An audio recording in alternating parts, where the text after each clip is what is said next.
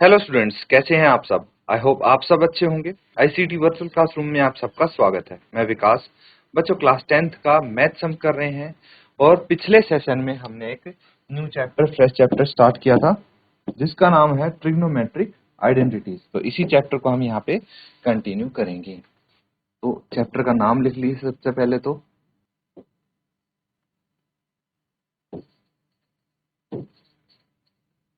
Trigonometric identity. ठीक है, ये नाम लिख लीजिए आप।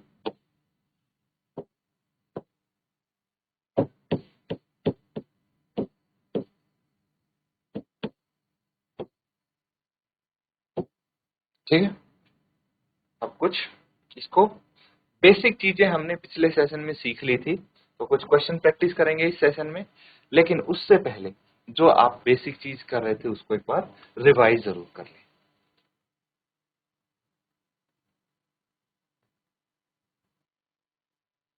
तो ठीक है, क्वेश्चन देखिए। अब ये क्वेश्चन था जिसको आपको सॉल्व करना था, होमवर्क के लिए भी दिया गया था आपको। क्वेश्चन में क्या बोला गया है, सबसे पहले तो इसको समझेंगे हम। ये एक ट्रायंगल है, ठीक है। तो एबीसी एक राइट एंगल ट्रायंगल है, राइट एंगल एट बी। ये हो गया A B C right angle at B. और अगर इसमें सबसे पहले रेफरेंस एंगल की बात आती है और इसको हम ए लेते हैं, रेफरेंस एंगल को, एंगल ए को रेफरेंस एंगल मान लिया। अब इसको सॉल्व करने के लिए हम क्या करेंगे वो चीज समझते हैं। तो जब रेफरेंस एंगल ए है तो इसके जो एडजेसेंट साइड है वो कौन सी होगी, ए बी। और इस केस में ए बी हमारा बेस है। क्या है, ए बी बेस है।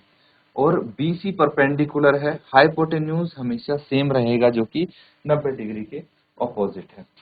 तो हम सबसे पहले लिखेंगे in right angled triangle ABC, right angle triangle ABC में हमारे पास AB क्या है, 24 सेंटीमीटर। BC कितना है, 7 मीटर। सेंटीमीटर होगा ये, आई थिंक, है ना। चेक कर लेते हैं एक बार।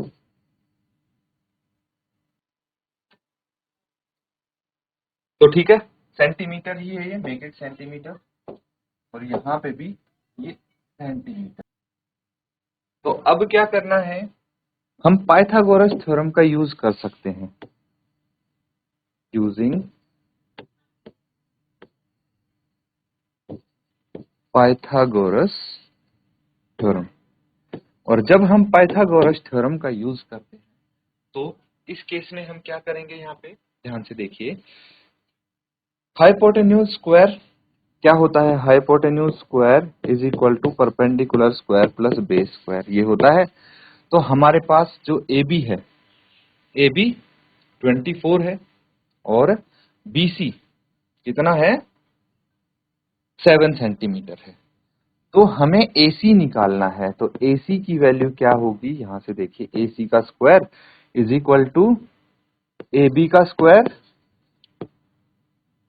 ठीक है, इस केस में हमारा परपेंडिकुलर क्या होगा, अगर हम रेफरेंस एंगल ए लेते हैं तो BC होगा, इसका स्क्वायर प्लस AB का स्क्वायर, बेस का स्क्वायर। ठीक है, अब AC हमें निकालना है, यहाँ पे बाकी वैल्यूज रख देंगे। BC कितनी है, 7 है BC की वैल्यू, 7 का स्क्वायर प्लस 24 का स्क्वायर।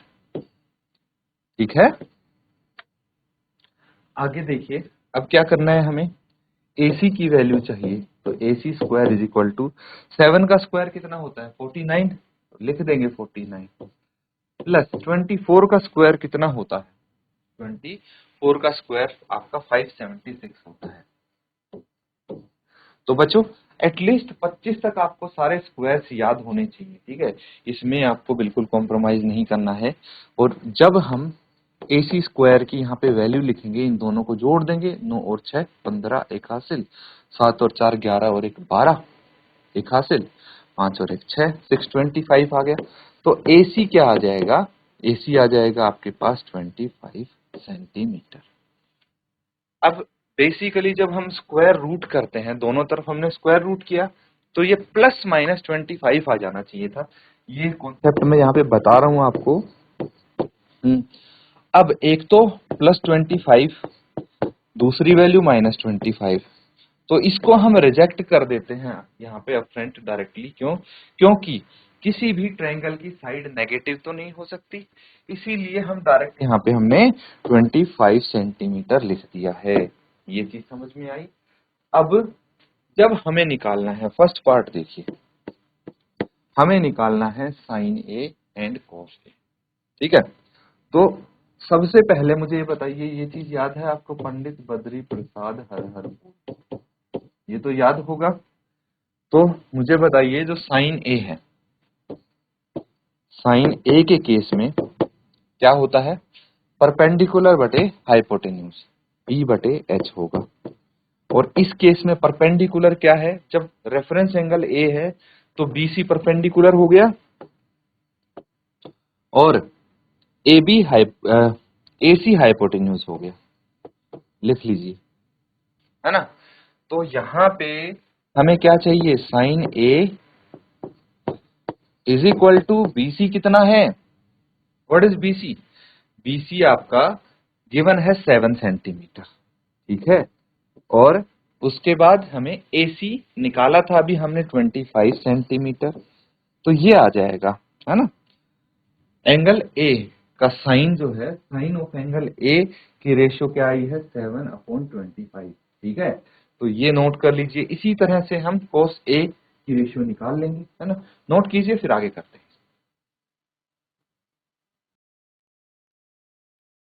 ठीक है, नोट कर लिया बच्चों सबने। अब देखिए, हमारे पास है cos ए, cos ए, cos ए में क्या लिखेंगे, यहां से देखिए, पंडित बद्री प्रसाद हर हर बोल, तो ये साइन के लिए होता है p बटे एच, ये b बटे एच cos के लिए, बेस बटे हाइपोटेन्यूज, और बेस है यहाँ पे, क्या है, बेस ए बी। ठीक है, बेस ए बी है। देखिए यहाँ पे बेस अगर ए बी है, तो ए बी कितना है हमारे पास, 24 है। ठीक है, यहाँ पे थोड़ा सा हमारा जो ट्रायंगल है वो कुछ इस तरह से बन गया है, एक सेकेंड, तो ये है ए बी सी, क्योंकि यहाँ पे जो BC है वो 7 सेंटीमीटर छोटी साइड है, इसलिए इस तरह से बनेगा। और AB बड़ी साइड है 24 सेंटीमीटर, और ये 25 सेंटीमीटर अभी हमारी आ गई है AC। ठीक है, तो यहाँ पे जो हमारा BC बटे AC है, तो BC कितना था, 7 सेंटीमीटर, और AC आपका 25 सेंटीमीटर। लेकिन जब cos के केस में है तो B बटे H बेस बटे हाइपोटेन्यूज यानी AB बटे AC हम लिख सकते हैं, है ना। बेस बटे हाइपोटेन्यूज यानी AB बटे AC। तो मुझे बताइए, आपका AB क्या आया है, 24 एंड AC 25, तो 24/25 आ गए। That will be your answer. लेकिन ये किस केस में है, ये है हमारा जब रेफरेंस एंगल A है। अब सेकंड पार्ट देखिए, सेकंड पार्ट में हमें साइन C निकालना है। Sine C is equal to क्या होता है, sine C basically, sine C हमारा परपेंडिकुलर बटे हाइपोटेन्यूज, यही होगा भाई। साइन थीटा तो ऑलवेज सेम होगा, जैसे यहाँ पे साइन थीटा P बटे एच है, यहाँ भी साइन थीटा P बटे एच ही होगा। लेकिन चेंज क्या होगा ये समझिए। ये जब हमारा ट्रायंगल है ए बी सी, ए बी है 24 सेंटीमीटर, ए सी है 25 सेंटीमीटर, और ये है 7 सेंटीमीटर। तो यहाँ पे बात अब कुछ ऐसी हुई कि हमारा जो रेफरेंस एंगल है वो सी हो गया है, और जैसे ही रेफरेंस एंगल हमारा सी हुआ, तो यहाँ पे जो बेस है वो ये बन गया, ये परपेंडिकुलर बन गया और ये हाइपोटेन्यूज है ऑलरेडी।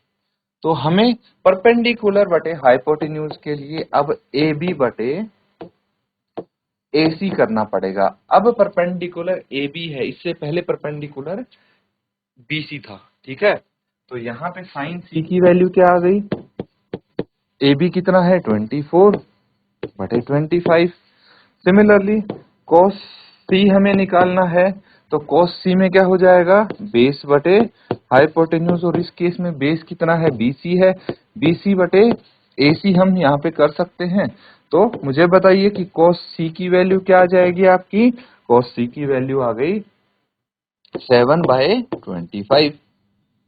तो देखिए ये cos C की वैल्यू, यहाँ पे sin C की वैल्यू ये आ गए थे हमारे पास, है ना, और ये cos C की वैल्यू। सिमिलरली cos A की वैल्यू ये थी एंड sin A की वैल्यू अभी हमने पिछले पेज पे निकाली। नोट कर लीजिए इसको।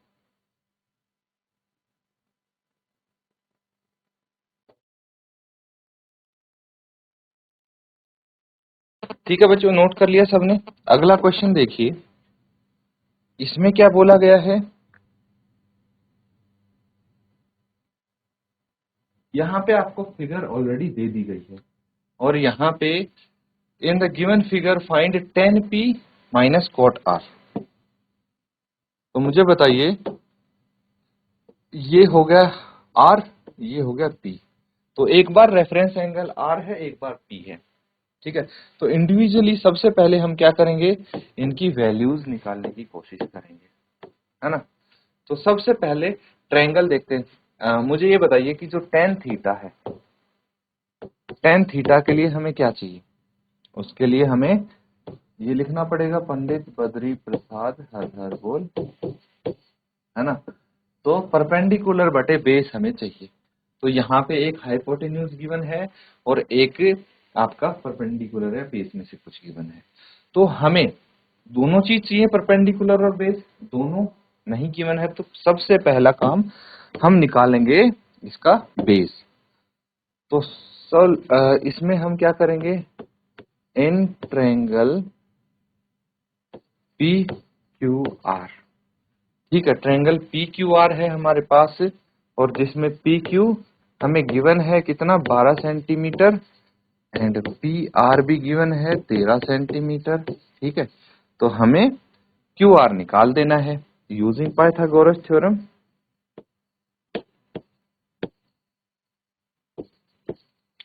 यूजिंग पाइथागोरस थ्योरम,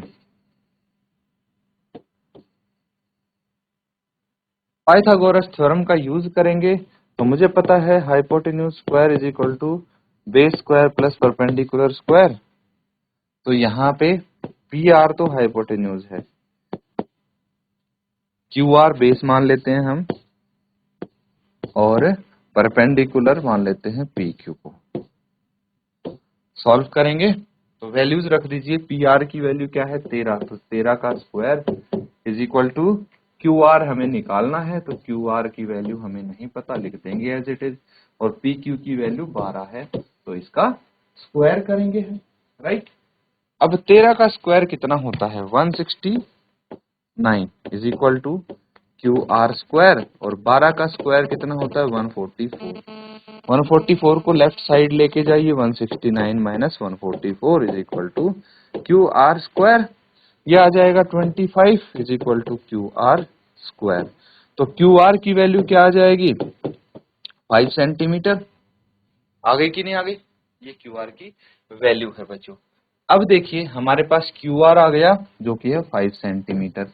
हमें क्या चाहिए, हमें चाहिए टेंजेंट P, है ना।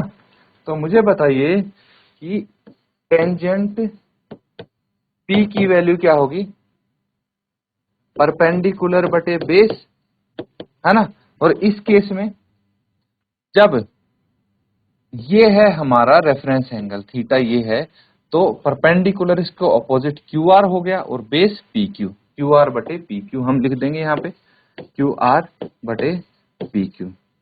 और 10P क्या आ जाएगा, अब QR है 5, PQ है 13, 13/5 आ गया। लेकिन अगर हमें कोट आर की वैल्यू निकालनी है, कोट आर, तो ये भी क्या हो जाएगा, बेस बटे परपेंडिकुलर हो जाएगा, है ना, बेस बटे परपेंडिकुलर। लेकिन जो रेफरेंस एंगल है इस बार आर है, ठीक है, ये है रेफरेंस एंगल, तो परपेंडिकुलर पी क्यू और बेस हो जाएगा Q R, perpendicular P Q base हो जाएगा क्यू आर, है ना, हो गया। तो कोट आर की वैल्यू क्या आ जाएगी, क्यू आर कितना है हमारे पास 5 है और पी क्यू है 13, तो मुझे क्या निकालना था, tangent P minus cot R, values रख देंगे इसकी 5/13 माइनस 5/13 और ये आ जाएगा 0। गॉट इट, तो इसको नोट कर लेंगे। तो बच्चों यहाँ पे कुछ क्वेश्चंस हमने अटेम्प्ट किए हैं, उम्मीद करता हूँ अच्छे से आपने उनको नोट किया है, समझा है, इनको रिवाइज जरूर करें। इसी के साथ आज का सेशन यहाँ पे एंड करते हैं। Thank you and have a nice day.